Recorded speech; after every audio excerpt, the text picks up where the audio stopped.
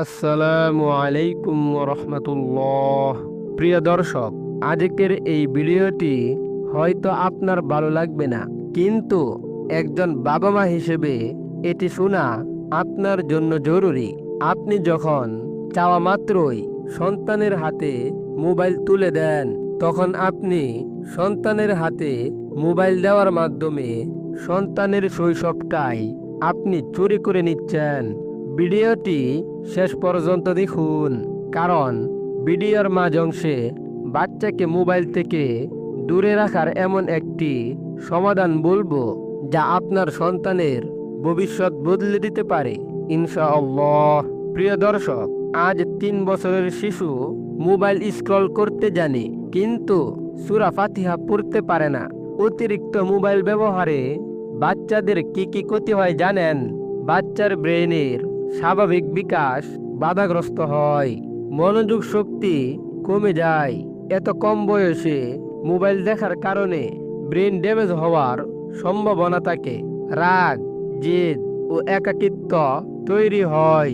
আপনি যখন তার কাছ থেকে মোবাইল নিয়ে নেন, তখন বাচ্চা আপনাকে মারধর করে, রাগ করে বসে থাকে ইত্যাদি, এবং অশ্লীল কন্টেন্টে আসক্তি হয়ে পড়ে।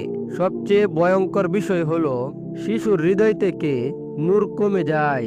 তখন সে বড় ছোট কাউকে সম্মান করে না, তার বাবা মার সাথেও আদব কায়দা মেনে চলে না।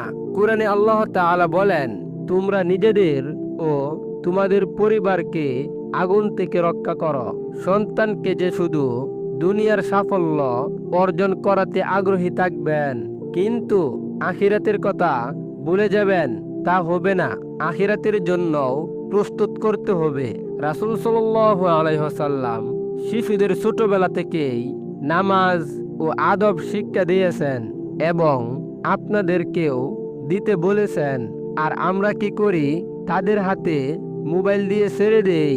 কারণ বাচ্চাকে মোবাইল দেওয়ার পর বাচ্চা চুপ থাকে, কান্না করে না, খেতে সুবিধা হয়।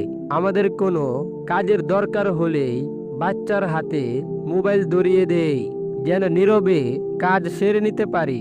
প্রিয় দর্শক, ভিডিওটি শেষ পর্যন্ত দেখুন। এখন বলছি করণীয় কি। আজ থেকেই এই 4টি সিদ্ধান্ত নিন। বাচ্চাদের বয়স অনুযায়ী সীমিত সময় মোবাইল দিন। 1 থেকে 5 বছর বয়সী বাচ্চাদের হাতে কখনোই মোবাইল দিবেন না।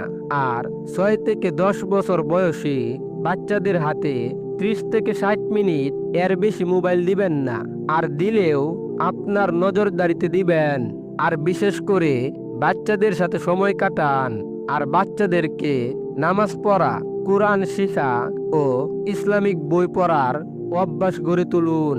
আর আপনি নিজেও সন্তানের সামনে মোবাইল বেশি ব্যবহার করবেন না। মনে রাখবেন, আজ যদি আমরা সচেতন না হই, আগামীকাল হয়তো আমাদের সন্তান আমাদের কথা শুনবে না। আসুন আমরা তাদের হাতে মোবাইল এর বদলে তাদেরকে সময় দেই। ভিডিওটি ভালো লাগলে লাইক দিন।